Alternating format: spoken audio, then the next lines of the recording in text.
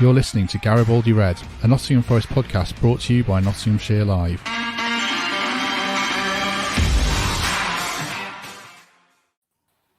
Hello, welcome to Garibaldi Red. The fixtures are out, so it all feels a little bit more real when it comes to Nottingham Forest being in the Premier League. Now we know who they're facing and when, so we're going to discuss all that, some transfer news around Dean Henderson and a couple of other players for the next 20 to 30 minutes. And to do it, I'm joined first of all by Reds fan Michael Temple. Temps, how are you? Morning, Mike. Good, thank you. Good. And also joining me today is Mikey Clarke. You well, Mikey? I'm great, thanks, Matt. Are you? Yes, good. We did ask Greg, but he's working. Although I think he might be recovering from getting a tattoo or something. He sounds like he's suffering after that. I wouldn't get one, so fair to play to him. Where should we start? I normally start podcasts by bigging up Greg and giving him praise for falls to Garibaldi, but we'll give Temps some praise for Trent Bridge giving away all those tickets and serving us a treat when it came to England cricket. You're one. I don't know. Can I give you too much praise for saying it was your idea? You were involved, Temps. It worked out well, didn't it? Yeah, we take decisions by committee at Trent Bridge, Matt. It's a democracy, but it was a Wembley-esque atmosphere yesterday, and I've had a brilliant sporting few weeks. But yeah, enjoyed day 5. Not quite as much as I enjoyed our day out at Wembley, but it was a brilliant day nonetheless. Good. T20 starts again soon for Notts as well, so hopefully people go down and support that. But obviously the Premier League is on the horizon now. Forest start at Newcastle United on August the 6th, and I'm going to bring up the first 6 games on a little graphic here, and we'll discuss that.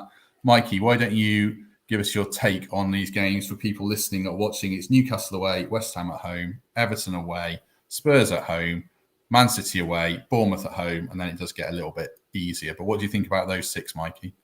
I don't think it's a bad start, really. You know, it's the old adage, you've got to play every team twice anyway. So I think a couple of things I was looking for before the fixtures came out, obviously the games against Leicester, a few of the trips to Premier League grounds where I've not been. But then of course, you think of the big guns like Man City, like Liverpool. And I was debating with my brother the other night, when would be the best time, if there is a best time, to play teams like that. And I think we settled on, do you know what, let's get them up first, because Forest will still be on the high of getting promotion. Man City will probably still be on the high of winning the league. So, you know, I'd rather have teams up first where it's almost like a free hit. And I don't mean to be disparaging when I say that, but I don't think our season will be defined on games against Manchester City, maybe Tottenham, Liverpool. So it's nice to play them at the start. The sun's going to be out. You know, it's going to be full houses, home and away. So do you know what? It was as good a start as any. I think the running, which I'm sure we'll talk about, looks very tricky. But with that said, there are points in the season, 5 or 6 games, I think you said it earlier to me, Matt, where you're thinking this could be a really good month for Forest. But, you know, best laid plans and all that. But I think in terms of the start, Matt, I guess it could have been worse, it could have been better, but it's really exciting, isn't it? I mean, some of these teams we haven't played for, obviously we played Bournemouth, but, you know, Manchester City, Everton, West Ham, Newcastle got in the cup a couple of years ago, but it'd be great to go there. Richest team in the world. What an opening day that is. But no, it's just really exciting, isn't it? And I think there's points in there for Forest. I genuinely think there's points in there for Forest. So fingers crossed we'll have a good start to the season. A couple of fresh new faces in there, and let's get cracking with it.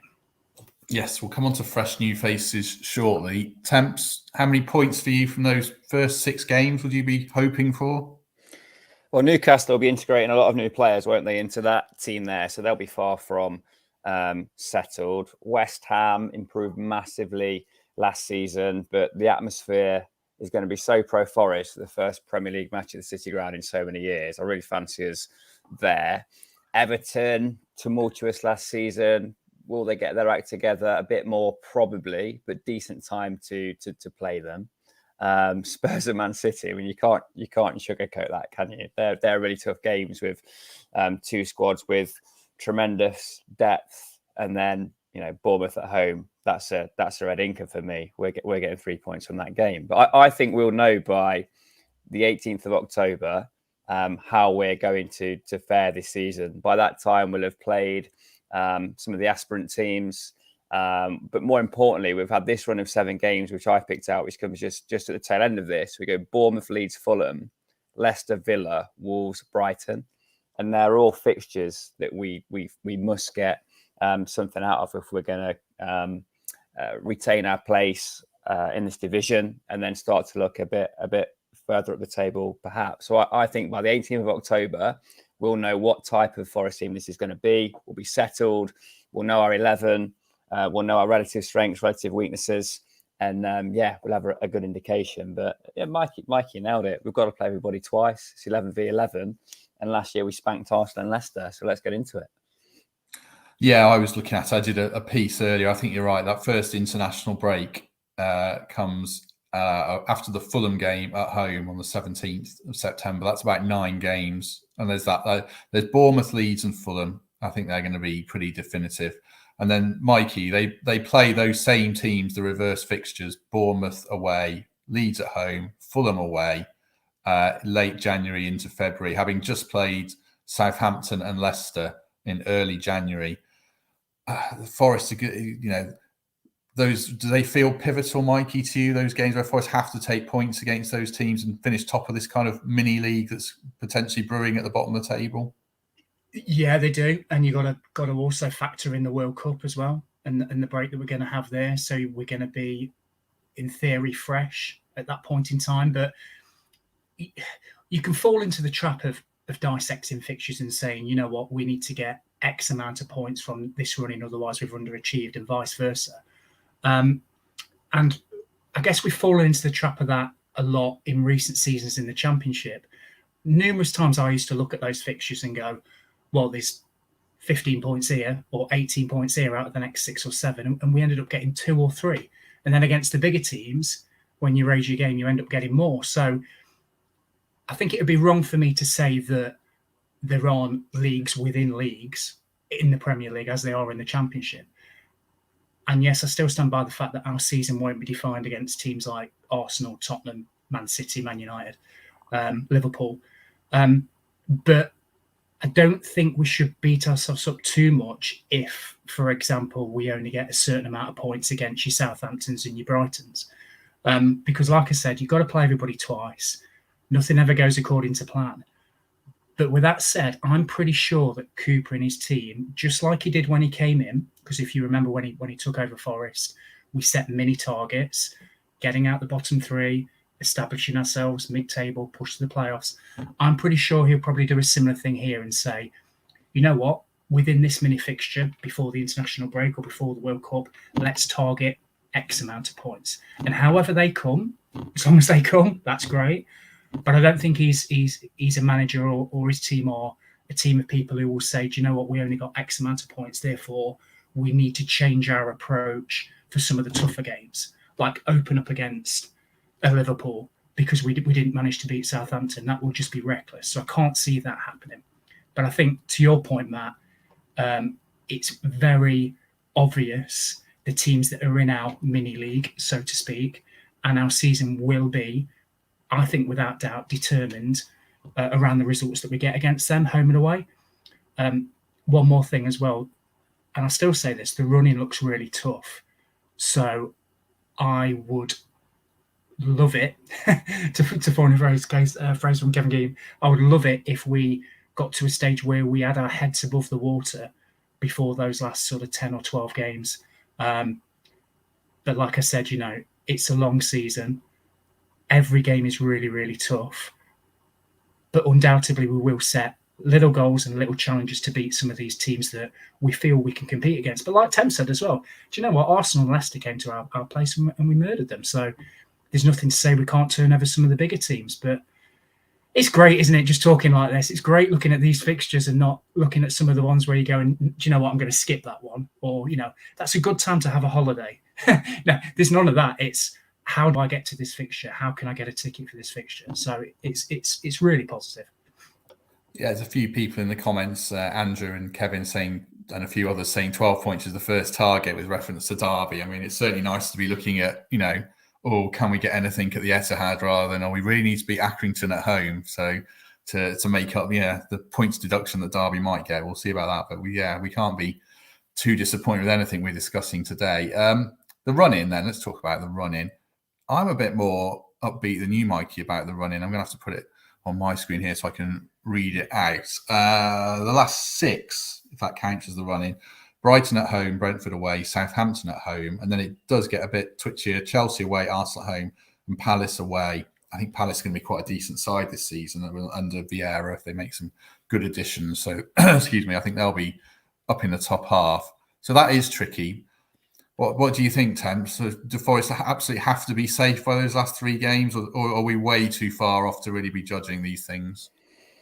Yeah, we're way too far off, aren't we? But what you want to happen is for you to be chasing that incremental prize money, which is huge for every place in the Premier League by that point, rather than a kind of Leeds and Burnley situation on the last day of last season, which would just be horrendous for Forest supporters. But I don't think we're thinking like that. And I'm sure we'll get onto this and recruitment and everything else. But I don't think there's anyone at Forest who really fancies having a season where 17th or 18th with a fag paper between it is what we're kind of contemplating.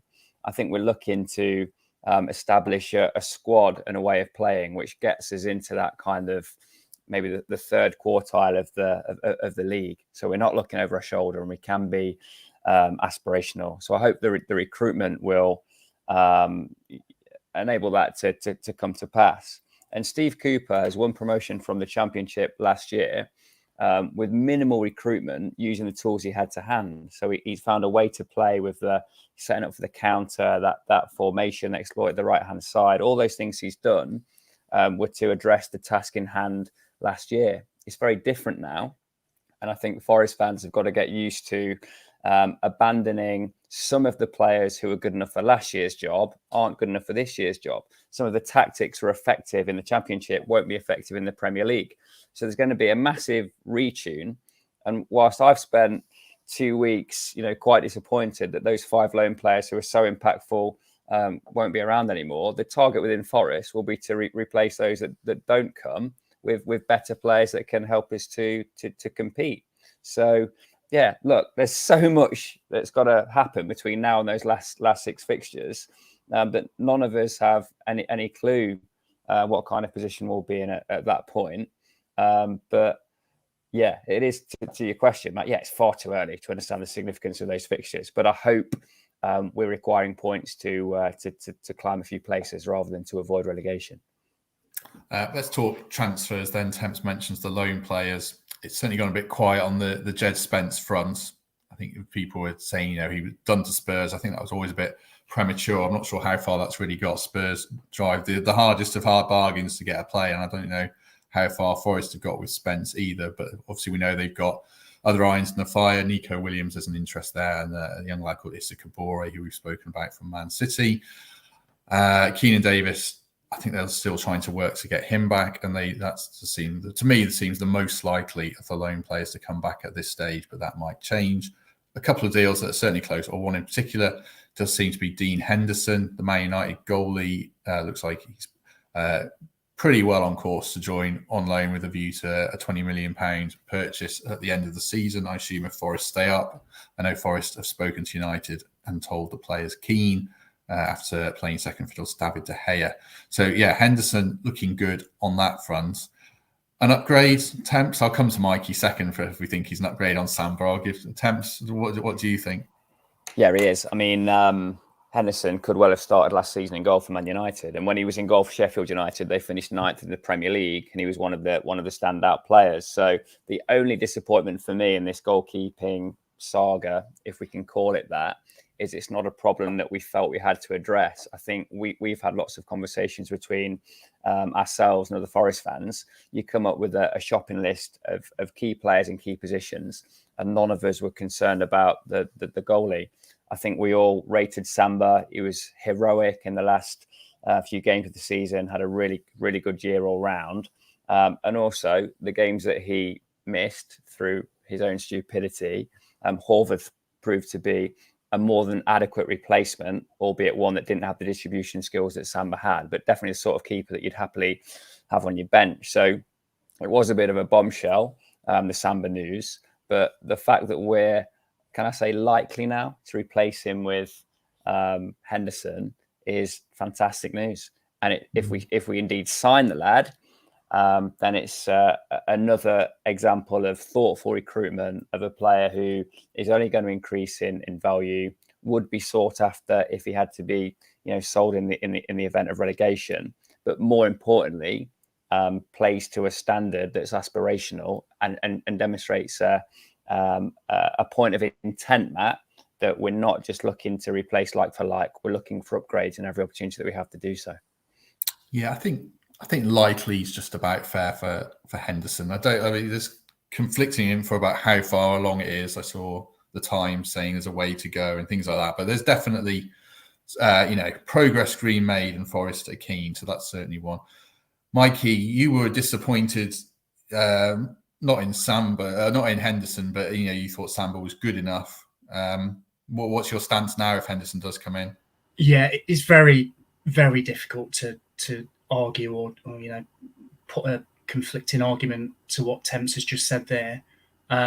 My disappointment isn't with the caliber of the replacement, because like you guys are saying, he's he's playing for one of the top clubs in the world. He's very highly rated. He's in his mid-20s. He's pushing for an England squad place with the World Cup coming up, so there's a chance he could be number one. And let's be honest, he's probably going to be quite busy next season, so he could really stand out and force his way into that England team. My issue isn't really with that. It's more with what's happened with Samba, and I think Temps has hit the nail on the head. Of all the positions that we debated at the back end of last season and we've done since, I don't think goalkeeper even came up. So for that to be a probability that that's going to be our first position that we look to change is a bit, what's the word I'm looking for? I suppose it's a bit surprising for me. You don't know what's going off behind the scenes. You don't know whether Samba wants to go home or whether there's issues with contracts or money or anything like that. But I think if Forest have gone to the steps of contacting Manchester United, talking to his agent, by all accounts, almost agreeing something, then that suggests to me that Samba is on his way. And that's really disappointing, because not only do I think he's a really good keeper that could have cut it at Premier League level, I think, he's a bit of a cult hero. And it's not often we get them. So for one of them to, there's T-shirts about him now. He was brilliant in the playoff run. I love the way he plays the game. For him to be the first out the door saddened me a little, to be honest, if that's going to be the case. I do think where he probably exceeds Henderson, and I haven't seen Henderson that much in the last couple of years, I think his distribution's brilliant. And in the Premier League, you can't just whack it away because you never get it back. So I was looking forward to seeing Samba start the season, play from the back with the back five. His distribution would stand out, and he might then sign a new deal. And it looks like that's just not going to happen. So, I will flip it. Henderson as a replacement, we're going to struggle to get any better than that. So that would be a great signing. I'm just a bit gutted that Samba might be on his way out. That's where I'm coming from.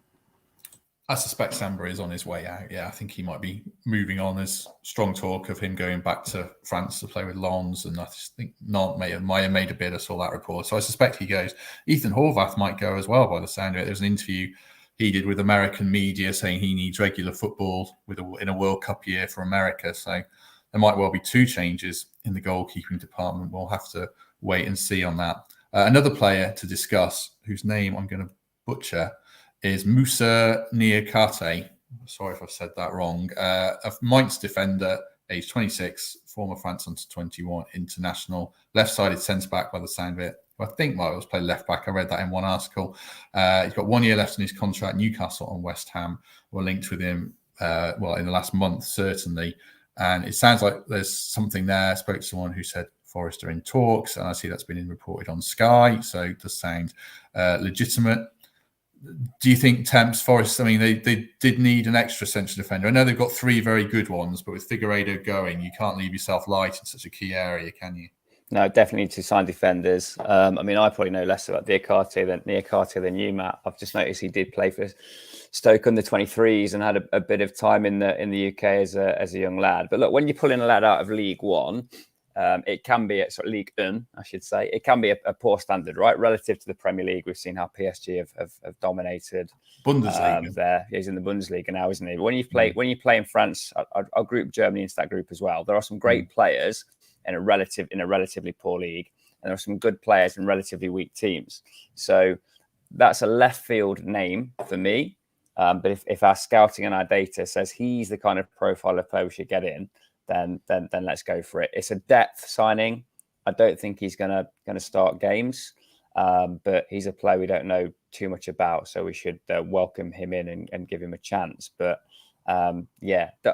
depth will be important here. I think we need to get 10 boys through the door just to have the depth to get through this kind of season.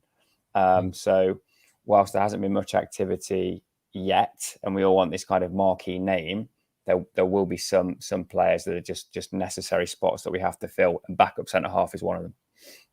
Is this one like Temps says, Mikey, where we bow down to the recruitment department? I mean, there's no way the three of us can espouse any knowledge on the player here, really. We just have to trust that Forest have seen something in his numbers and his character that makes him a good signing.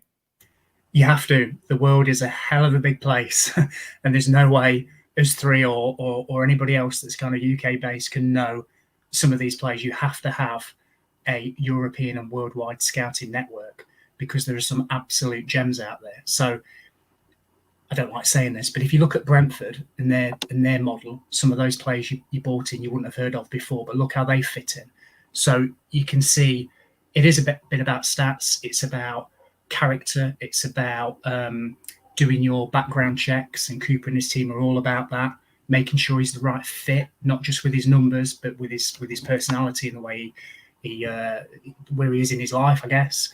And yeah, it does sound a little bit like a depth signing. I'll be honest, I don't really know much about him, but as Temps points out, I think quite rightly, if you're going to play 3 at the back and you need 2 for every position, in theory, you're probably going to need 1, 2, maybe even 3 more centre-backs if Panzo and Embiso might go on loan. So it sounds sensible.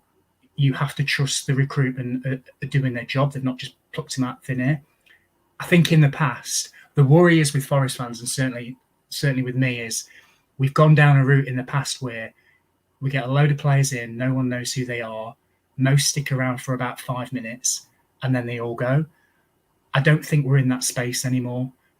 I don't think the leadership and the people in charge will go down that route anymore. So you have to put your faith in the fact that they've done the due diligence of this player and anybody else that comes through the door and we may not have heard of. And I'm sure they will have done. So Temp says about 10 heads. I reckon that's about right. 8 to 10, I was thinking. But as long as they are quality players, good characters that can fit into that dynamic, because what you don't want to do is break up the dynamic of that promotion-winning squad. And I know a few loanees left, and that's fine. But essentially, you know, your Worrells, your Yates, your Cooks, all that, they're on a high promotion-winning squad. You don't just want to bring in a load of players to break that up. So they have to be the right fit. But I trust them a million %. So fingers crossed that, like I said, due diligence has been done. And if we get him, good stuff. I'm happy. Yeah, as Will says in the comments, he's the captain of Mainz in Germany. So obviously got some leadership abilities there, you'd hope. Last player I wanted to talk about, probably the last player, is James Garner. If Henderson comes on loan, you can only have 1 player on loan from each club, although there is some weird loophole and sub-clause in the Premier League rules around options to buy, and I don't really know the full intricacies of the terminology, but I think there's certainly a good chance it would mean that Forest would be moving on from James Garner if they're going to take Henderson on loan because of that Premier League rule, the rule around loan players. How would you feel about that, Temps, if Garner doesn't come back? Yeah, so my understanding of the rule is if there's an obligation to buy, then you could loan him. But that's more a financial instrument to delay the need to spend at the outset of a transfer. So whilst technically it would be a loan, that scenario would allow Garner to join as well. Now, look, Can he do it in the Prem? That's the question that Man United are asking, let alone Forest. I think in the Championship, he became a very good all-round player, and his set-piece delivery and his striking of football was as good as anyone I saw at that level. In the Premier League, everybody's got that player, haven't they, that can whip a corner, that can, trouble a keeper from 25 yards. So relatively, he wouldn't be as good in the Premier League as he is in the Championship. But I think everything depends there on Man United's recruitment, who they can get through the door, who goes out the door. I mean, Pogba most notably has left already, so there's a spot there. And we know that the new coach is trying to sign a couple of Dutch midfielders. But Jimmy Garner will expect to play Premier League football next year. And I still think there's a chance, if he doesn't come to Forest on loan, he could go elsewhere in the Premier League on loan and do a decent job. Would it be catastrophic if we didn't sign him? Probably not, because the boffins at Forest will be working out how to prioritise those Premier League loans that are going to be so precious in a side that can only accommodate two of them and one from any particular club. So yeah, I'd be disappointed if he wasn't around. I'll be proud of the lad in a weird sort of way if he was to establish himself at Man United. But for me, he's not going to get past even a McTominay or a Fred to start in that midfield. So I think they will ultimately look to loan him. I'd love for us to be his destination. And if we can do the business in the right way with Henderson, then yeah, absolutely get him in. Good player, very good Championship player. I'm not sure he's going to win you too many games in the Premier League. But look, I really like the lad, and I think in 2-3 years he'll be a 38 game a season man at the at Premier League level.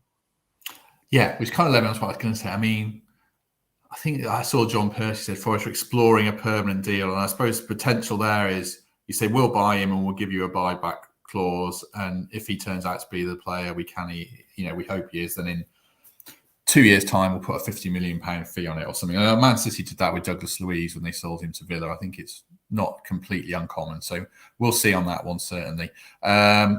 Probably the last topic that we'll do. Shane's asking about Morgan Gibbs-White. I mean, Forest want Morgan Gibbs-White, but Wolves want to keep him, and I think that one might rumble on. They've offered him a new contract, so if he signs a new contract, obviously he's not coming. So we'll keep an eye on that one. Mikey, you wanted to talk about a point. Was it Lee had made? He was asking about Brennan's contract and Steve Cooper's contract. I know you've said to us on the WhatsApp chat that this is above signings priority number one for you. It is, yeah, and I'm glad somebody's just put it in the chat, Lee. So I think for me, there's two things. So it's what your recruitment strategy is in and out, and those things have a multitude of factors and people to deal with, not all under your control. And then the other thing is the things that are definitely under your control. And one of them is new contracts. You can talk about stands, you can talk about ticket prices, all that sort of stuff. But new contracts is something that I would have thought, if I'm honest, by now we would have heard something around Cooper's and Johnson's, and obviously Samba is going the other way, it looks like. But I just really think it will just be such a great statement of intent to come out, hopefully, in the near future and say, Steve Cooper's the man. We've all said it. Here's his new contract. He's going to be here for the long term regardless. Our best player, I think, Brennan Johnson, he's also staying. Here's his new contract. Now we're going to get the recruitment going. So I guess the only one thing I'm slightly disappointed at, obviously Samba, which I've just talked about, is that we haven't done that yet. And I know I'm impatient, and I know a lot of fans are, and there'll be a lot going, it's been 2 weeks, just chill out, just calm down, and that's fine. But these things are definitely under our control. So if I had one wish for the next week, regardless of players coming in and out, it's for them two guys to be signed up to long-term deals. Right. I think we'll probably leave it there. Going through a lot of names here. Ainsley Maitland-Niles. I don't know anything about Ainsley Maitland-Niles coming, actually. I've not heard anything about it. I mean, it seems legit, the sources it's come from, and he's a versatile player who can play across midfield and at fullback. So he's probably the kind of player you need. Nick asks about Larin, who I think is the Canadian striker at Besiktas. Told there's nothing in that at all. Who else? Oh, it was your nephew asking about Maitland-Niles, Mikey, Jake. So I don't know. You've asked me about a player I don't know anything about. Curtis Jones and the one people asked about. I've been told there's nothing in that as it stands. So I don't think. I mean, good player, but I don't think he's on the radar at the moment. Right. I think we'll leave it there. Unless anyone's got anything to add. Are you all done, chaps? I was just going to say, Matt, I hope we do pull in some players with top flight experience, because the context, the scouting, everything else. What would really solidify the squad for me and appease the supporters is a couple of proven names, and Henderson is right in that bracket, isn't he? Is proven at that level. So whilst you can only spend your money once, and there is value on the continent, maybe a bit of value in some of those relegated sides. I don't think it was a particular bumper crop of quality players getting relegated. I just hope there is a fair few Premier League appearances amongst some of the boys that are able to pull in. Yeah, I mean, Maitland-Niles, I don't know if he's coming or not, but he did really well on loan at West Brom in a losing effort as they went down, but he did do well and ended up at Roma, which is, tricky move going to Italy. Sometimes it works, sometimes it doesn't. So he's obviously a talented player. Mikey, anything you want to add before we depart? Just one thing, and it's probably a pep talk for myself more than anything. I just think we have to enjoy this as fans for the next couple of weeks.